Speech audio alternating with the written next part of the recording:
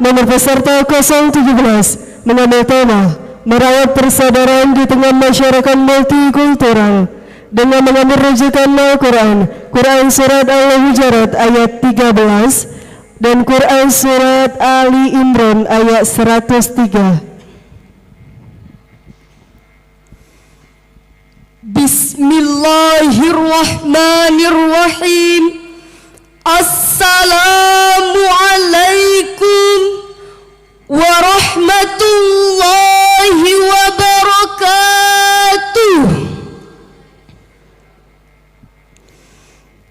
Alhamdulillahilladzi arsala rasulahu basyiran wa nadhira وداعيا إلى الله بإذنه وسراجا منيرا صلى الله عليه وعلى آله وصحبه ومن بلغ رسالته وسلم تسليما كثيرا أما بعد. Yang terhormat Dewan Hakim yang arif dan bijaksana dan teman-teman pemuda harapan bangsa yang kami banggakan, masyarakat Indonesia yang plural dengan ragam budaya, suku, etnis dan agama serta ideologi merupakan kekayaan tersendiri. Oleh karena itu, keragaman agama, etnis, ideologi ataupun budaya membutuhkan sikap arif dan kedewasaan berpikir dari berbagai lapisan masyarakat tanpa memandang agama, warna kulit, status sosial dan etnis, tanpa ada sikap saling curiga dan berprasangka buruk terhadap kelompok lain. Kita sebagai bangsa sudah terlanjur majmuk dan konsekuensinya adalah adanya saling menghormati atas pluralitas dan multikultural masyarakat tersebut. Persaudaraan merupakan ciri khas bangsa Indonesia sejak zaman nenek moyang kita dulu. Indonesia yang tingkat keragamannya tidak diragukan lagi, terdiri dari banyak suku dan bahasa dengan 1211 bahasa daerah, 300 etnik dan 1340 suku bangsa yang berbeda-beda. Ada Jawa, ada Sunda, Aceh, Padang, Batak, Bugis, dan banyak lagi yang lainnya.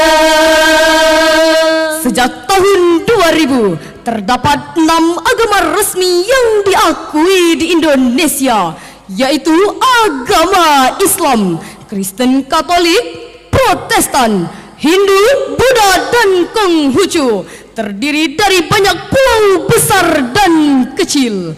Pada tahun 2022, Badan Statistik Nasional telah mencatat jumlah pulau di Indonesia mencapai 17.504 pulau. Dengan banyaknya suku bangsa di Indonesia, maka terdapat potensi perpecahan yang bisa terjadi. Lalu, bagaimanakah mengantisipasi supaya mendapatkan suatu gambaran tentang persaudaraan di tengah masyarakat multikultural? Melalui syarahan ini yang berjudul Indahnya Merawat Persaudaraan di Tengah Masyarakat Multikultural, dengan landasan Al-Quran, Surah Al-Hujurat ayat 13 yang berbunyi, A'udzu billahi minasyaitonir rajim.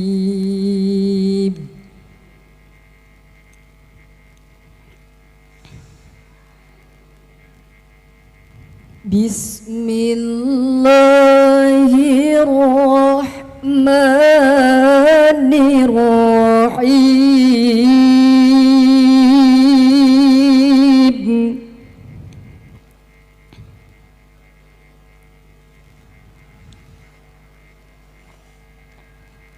Ya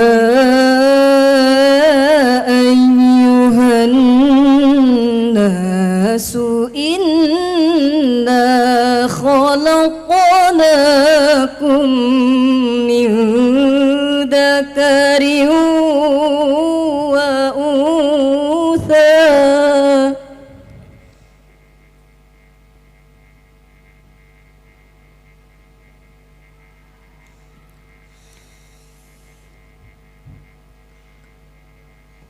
وَجَعَلْنَاكُمْ شُعُوبًا وَقَبَائِلَ لِتَعَارَفُوا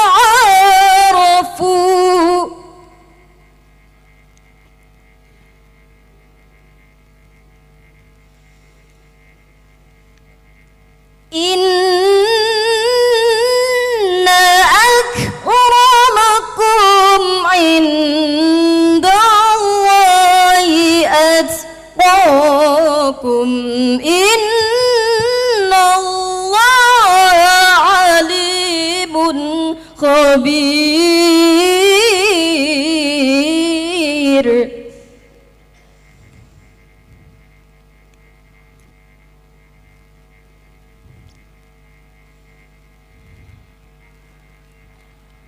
Aku berlindung kepada Allah dari godaan setan yang terkutuk dengan nama Allah yang Maha Pengasih, Maha Penyayang. Wahai manusia, sesungguhnya kami telah menciptakan kamu dari seorang laki-laki dan seorang perempuan, dan menjadikan kamu berbangsa-bangsa dan bersuku-suku agar kamu saling kenal mengenal. Sesungguhnya orang yang paling mulia di sisi Allah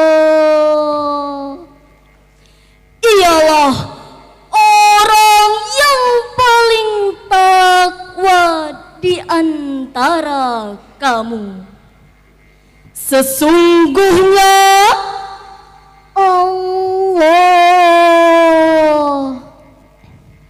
Maha mengetahui, Maha mengenal. Hadirin, dalam kajian ilmu balaghah, firman Allah tadi merupakan kalam khabari dengan esensi sebuah informasi ilahi bahwa Allah secara fitrah sudah menciptakan manusia dengan beraneka ragam.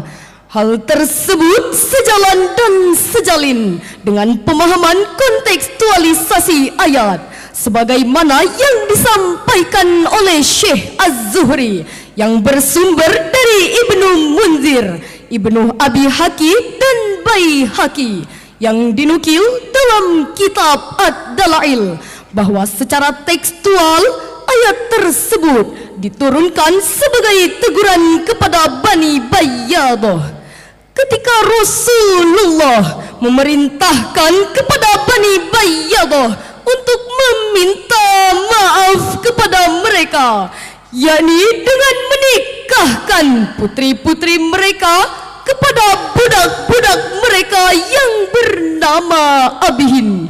Lalu dengan sinis mereka berkata, pantaskah putri-putri kami yang cantik dinikahkan dengan budak-budak kami? Pada saat itulah Allah menurunkan ayat ini, bahwa diciptakan manusia berbeda suku dan bangsa, terdiri dari laki-laki dan perempuan dengan tujuan lita'arafu ay khalaqnakum kadzalika liya'rifa ba'dukum ba'da. Demikianlah penafsiran Syekh Khalid Abdurrahman Al-Aq dalam Safwatul Bayan Lima'anil Quran halaman 516, dan juga dijelaskan dalam tafsir Jalalain halaman 687.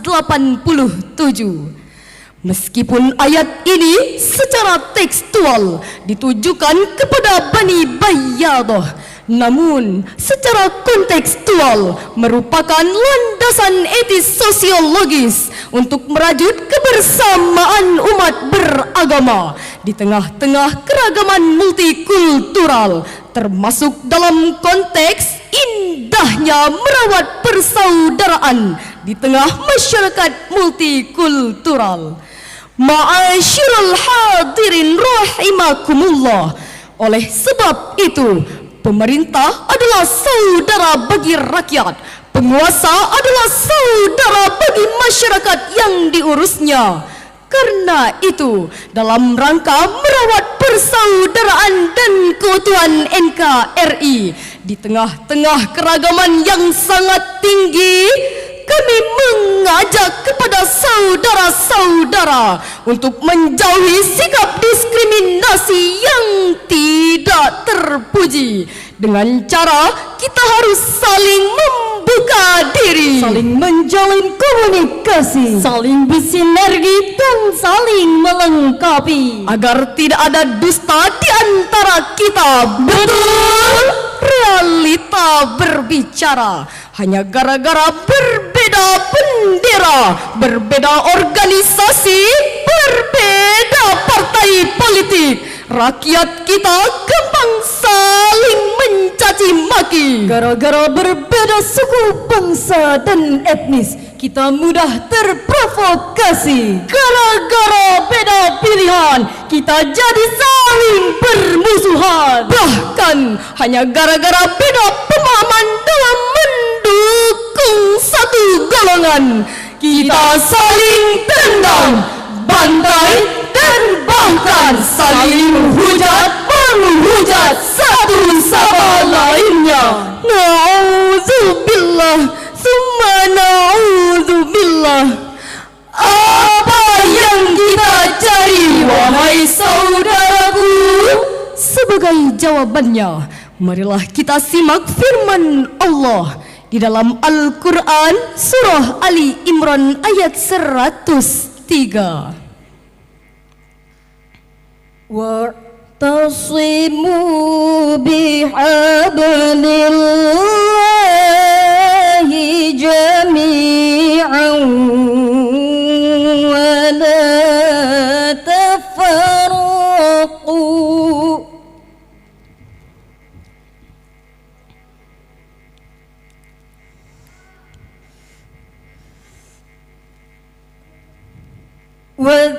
واذكروا نعمة الله عليكم إذ كنتم أعداء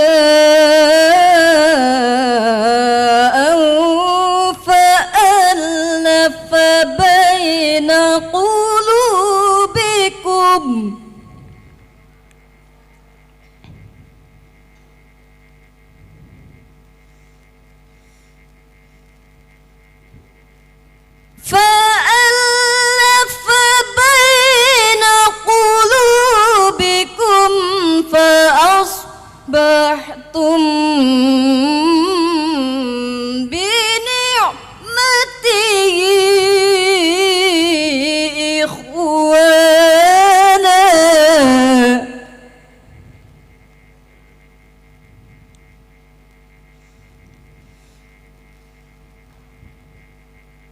wa kuntum ala syafa hufratin minan nari fa'anqadhakum minha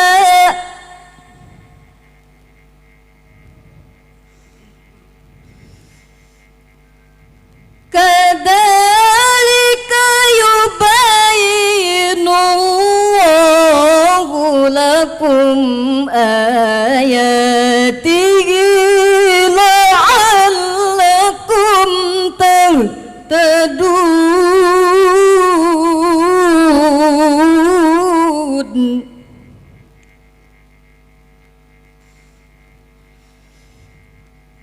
Kadzalika yubayyinullahu lakum ayatihi la'allakum tahtadun.